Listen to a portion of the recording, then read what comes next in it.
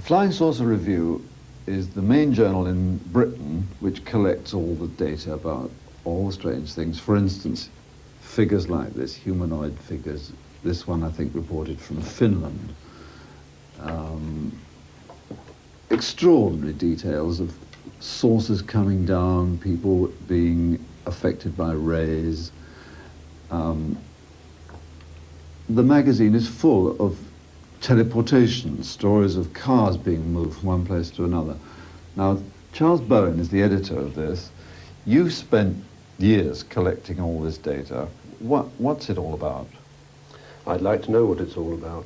I've been involved with this myself for something like 12 years, closely, as editor of the review. We get reports from all over the world, particularly from South America, everywhere, practically. Is there any pattern? There are small patterns from time to time, small patterns in visual features of these alleged occupants of these flying saucers or UFOs, call them what you will. People report these things. A lot of them obviously think they have seen something real. Maybe they have, maybe they haven't.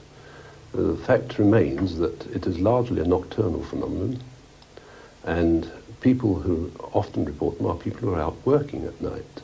Doctors on call, nurses, police, soldiers, all people like this. A lot of them very highly responsible people. A lot of them people of high intellectual standard. Now all this leads you to ideas. You begin to get ideas about this subject.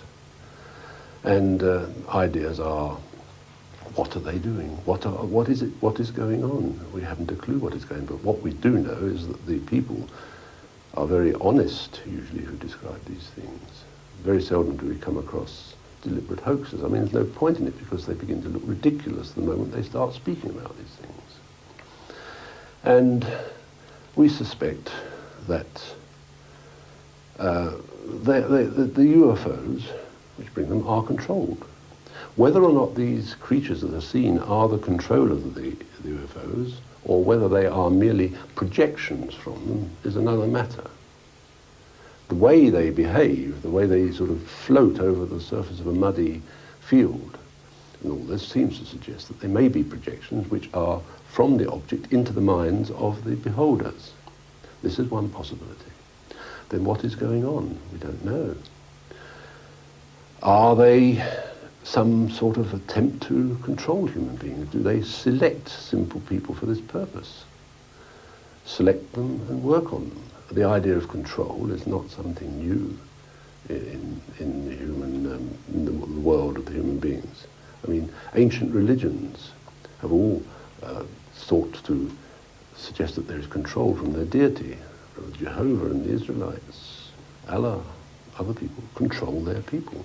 So the idea of control is nothing new, but this is a modern form of control in a modern frame of reference. Are these things coming from extraterrestrial sources? There's no real proof that they are. Gordon Crichton is one of the most important people in this field who studied this thing for years. He's an ex-diplomat. He's a man who speaks 10 or 11 languages. Now, Mr. Crichton, I've been studying this thing now for some weeks, and I find it a completely bewildering mystery. There are reports of lights in the sky, there are reports of figures appearing on streets. People are seeing little shapes in craft. Is this something solid? Is this something real? Is it worldwide? What's going on? Unquestionably, something very extraordinary is going on. Unquestionably, it's a very bewildering mystery.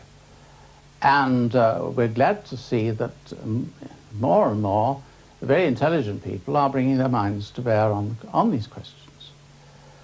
It's quite clear to me that since the end of the last war, and in particular since the first release of nuclear energy here, which I'm sure is connected with it, there have been a tremendous number of very extraordinary things happening. And this is happening all over the world. We are getting reports from every corner of the globe of people who are seeing things like this. That's a United States Air Force sketch. of the type of creature which terrorized a household of people in Kentucky one night. They shot at them with shotguns, and they said that when the pellets hit them, it sounded as they were firing into a bucket. This is a little figure about 3 feet high. A little creature about 3 feet high with large ears. Which presumably comes from where? Ah, that's the question. What do you think? I've no idea, and I'm sure nobody has. Here you have a case of something seen in the Renault factory in Cordoba in northern Argentina in 1972. A large thing which was human-like again. It was seen in the man's washroom and many other parts of the factory, encountered by a whole lot of people. It caused electrical phenomena. It caused the internal combustion engine to stop when people came near it in the runabouts. It was seen to go up. These creatures were actually seen to leave the factory at night by people outside the factory.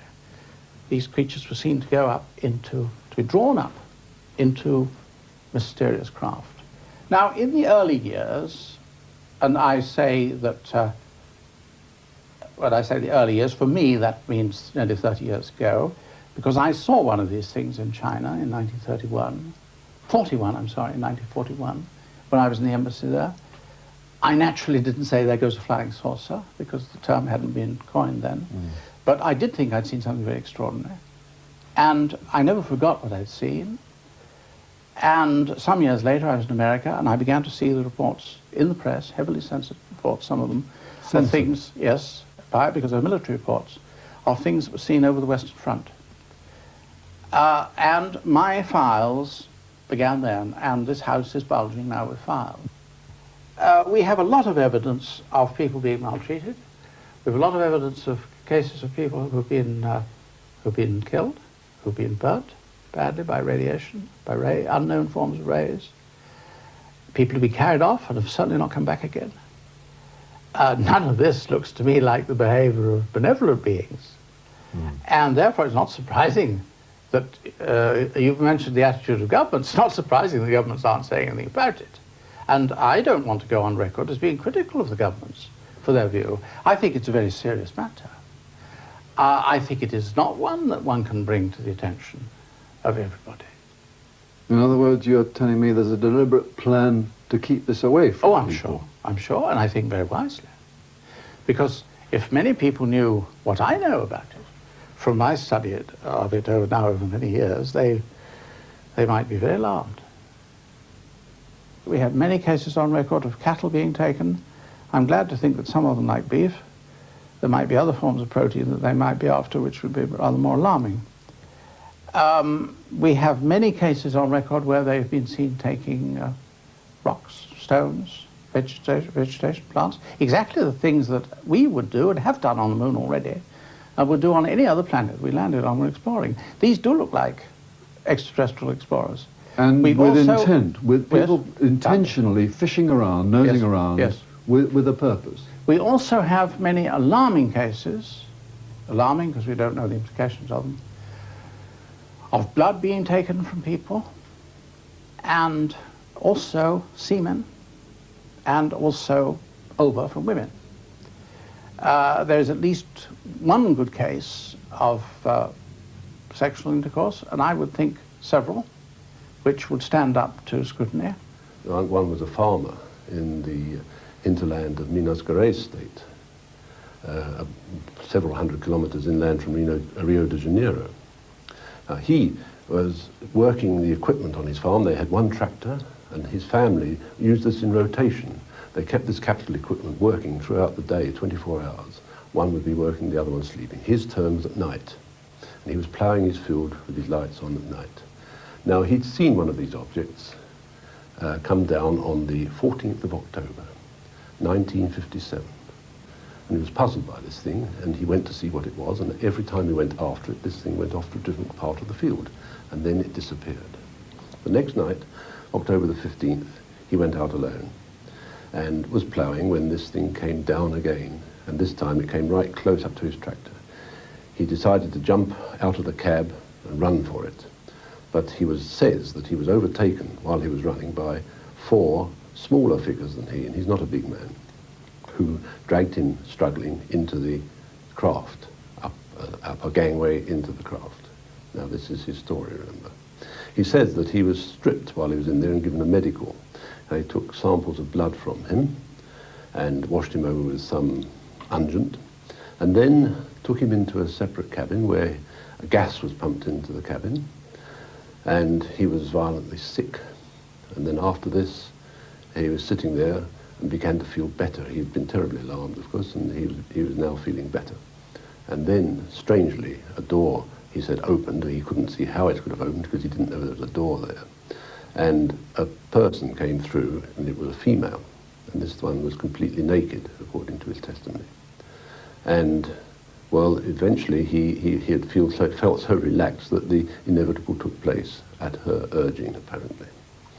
And then he was shown around, given his clothes back again, he was shown around the craft, and was put down again, and he went back home. This tremendous story, and he locked in his mind. He was puzzled and worried and frightened by it.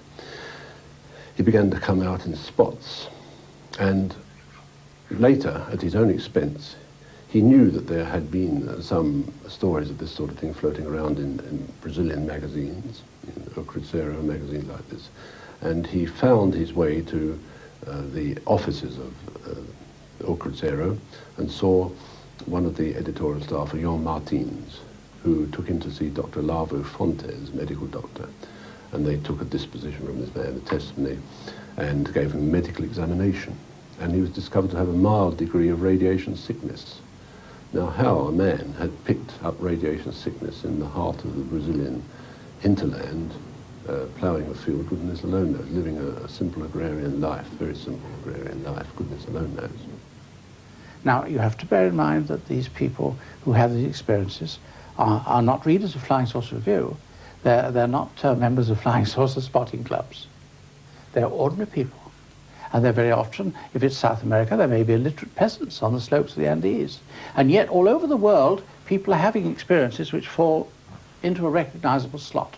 Which means that you and I have to face up to the possibility that this is mental illness which is happening, in fact. These are the emanations of people who are ill.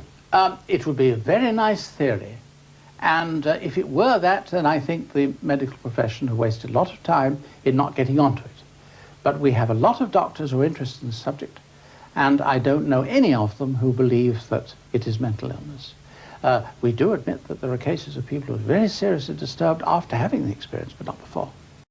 Incidentally, since this happening, I have had a telephone call from a person from London telling me on no account am I to say anything to anyone about this, what we've seen, because I should be having a government official come round to see me. And after all, this is England, and this is a free country, and I will speak and say what I want, which is the truth. Certainly about 15 years ago, I, like most people, thought that this must be from outer space. But I long ago ceased to think that it is necessarily the only possible explanation. I think that there can probably, very likely, be other realities. Where? Here. Around us, now? Yes. On a different time scale, you mean? Time, space, framework, anything. Other dimensions, if you like. We don't have the vocabulary for it, so it really isn't worth talking about it. Surrounding us now in this room? Yes.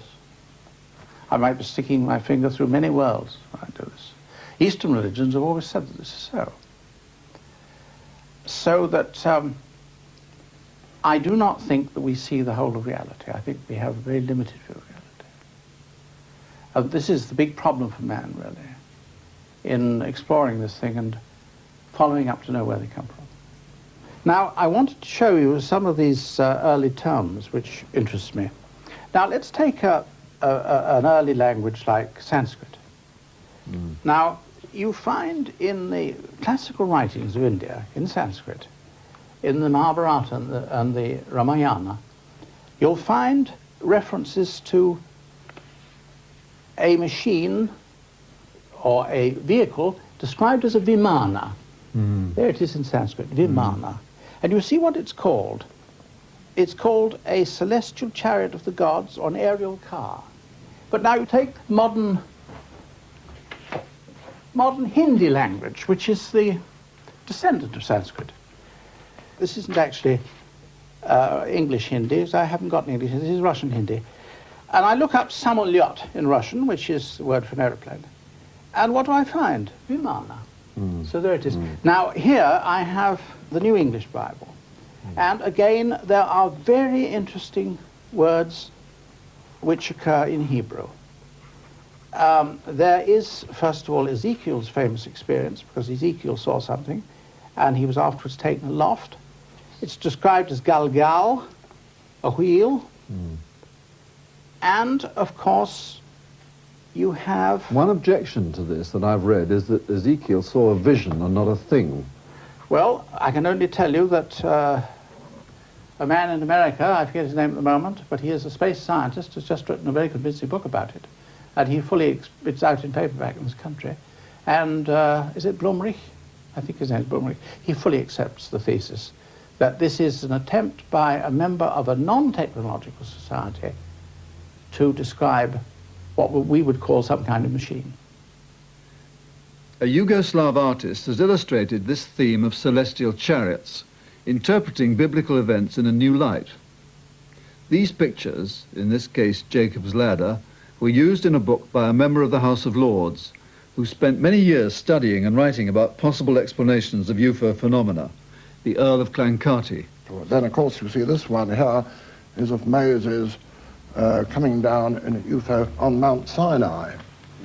And incidentally, in the Bible, the Lord, as he was referred to, the particular God in that spacecraft, he warned Moses to keep the people away.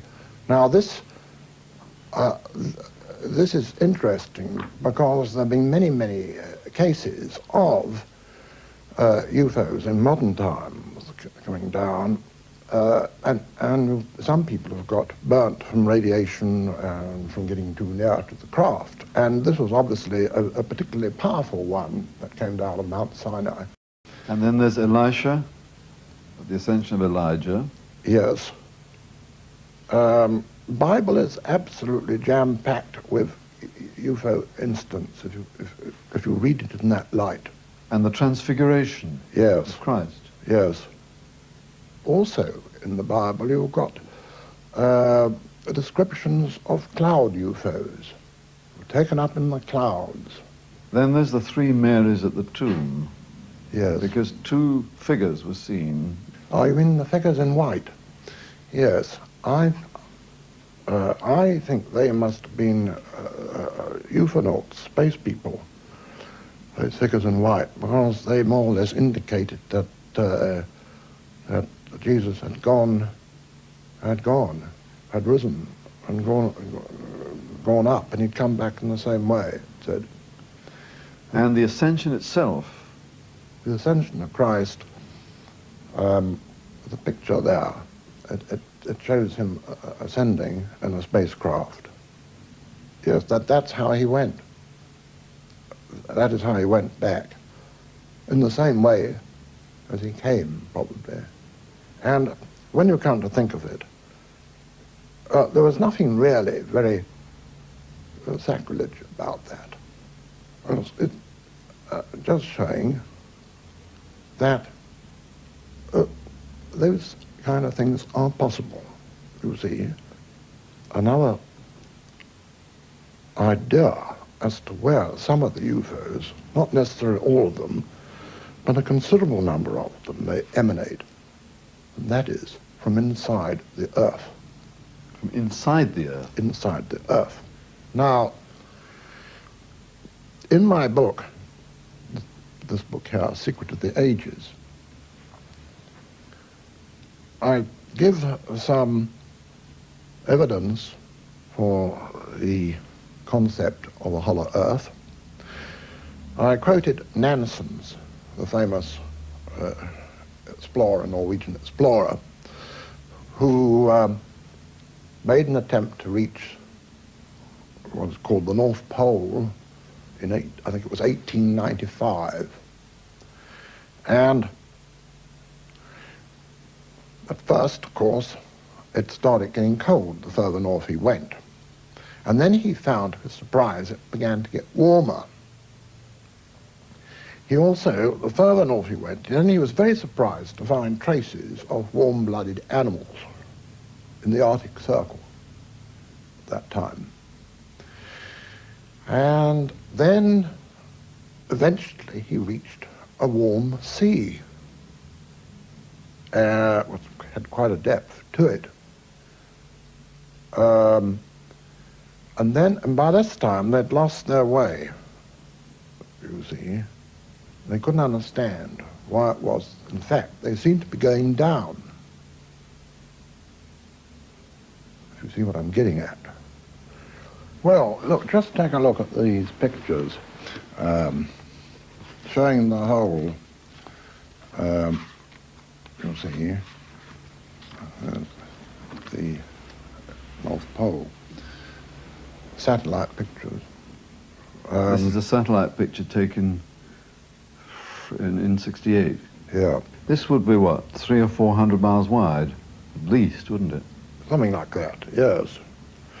And of course, and then you would go in like that, and it would decrease, you see, and go down. And the one at the south, in the south, is not so big, I don't think. Thousands of pictures have been taken by satellites, and only one or two have ever actually managed to take the whole itself, due to the weather conditions, because over the pole, all that area, there's always fog, nearly always fog, over where that hole is. So, it is my thesis that inside the Earth there is a very advanced technology of people there, their descendants still there, with the old technology that they had, and these spacecraft Are coming in and out of this hole. Well, not only there, but in the south as well. Look, Kankati, critics would say that this picture is a composite picture taken from space, which doesn't include the section which is black and appears to be a hole. Yes. Well, of course, people are always bound to say anything about anything that's produced. As I told you earlier, most of the time there's fog over where that hole is. I'm not at all sure whether they're all benevolent down there or not. There have been some very strange things which have happened to ufologists, stories of mysterious men in black, you see, who come and shut you up, silence you if you get on too hot a track, you see. It hasn't happened yet to me. But nevertheless, there have been many, many stories, and many strange people have, many strange things have happened to people. I think, in fact, that we're going to find out, if we are given time to find it out, that, first of all, that we are not the first humanity that has been on this planet anyway. There have been quite a number of others that have come unstuck or been wiped out. Secondly, that man is not just the product of chance, of the ordinary workings out of blind evolution. He's that plus something else. That, in other words, we are the result of some very superior engineering by somebody, somewhere. And I think that opposed to those forces, the creative powers of the cosmos, there are others who you could describe as the opposition, or the people who are throwing spanners in the works. I suspect that there is a very great struggle going on for control of us. Now, there is a group in America, from whom I've heard in recent years, who claim that they have evidence that there are 4 different lots who are struggling for control of Homo sap. Me, you. Yeah. And they would have quite different viewpoints and might not all be what we would call benevolent. This would explain a great deal, because almost without exception, these beings of different sizes and shapes are never seen in association with each other. Nor are they reported in the papers. No. You mean as in association? Well, you don't pick up your morning paper and read about these things happening daily. Oh, of course you don't. But now, why? The reason for that is that there are subtle methods of seeing that doesn't happen. I'm not suggesting that there's a D notice. I don't think they do it by anything as unsubtle as a D notice. But there are other ways. I'm sure that phone calls are put through, and an item which was not considered helpful is removed. I've noticed this myself many times. Professor Jung postulated the notion that this was some sort of kickback from fear, that when people were under the impression that they were in great danger from being blown up by atomic bombs or whatever, that they tend, for some reason which I don't understand, to see things out in the sky. That, in fact, man has always looked up to the heavens for rescue, hasn't he? Indeed he has, yes. And if they do see things under these circumstances, then this is equally something which is worthy of examination, I would say. Medical examination or scientific examination. And anyway, Professor Jung, I believe, because we know his niece, Frau Zinstag, she told us that Professor Jung was quite convinced towards the end of his life that this was a very real phenomenon. A real phenomenon in terms of human experience, yes, yes. but not necessarily objectively true in terms of physical things out there. Well, I've not gone along very much on the nuts and bolts theory, as I call it anyway, but there's something happening in the minds of people which is caused by, almost certainly, by these objects. That's how I see it. So you've got a circle, that there's something out there which is causing the brain, the human brain, this is a react in a certain way. Yes, this is a distinct possibility. Because if these were otherwise extraterrestrial pilots surveying the Earth, then they've been an awful long time doing it and not getting anywhere or making contact with us, direct contact, only just in odd individual cases with odd people.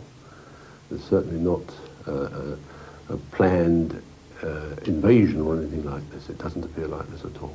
It's like a child fishing in a pond. That's indeed. What are we looking for? Something solid or something tenuous? That's a question I ask myself.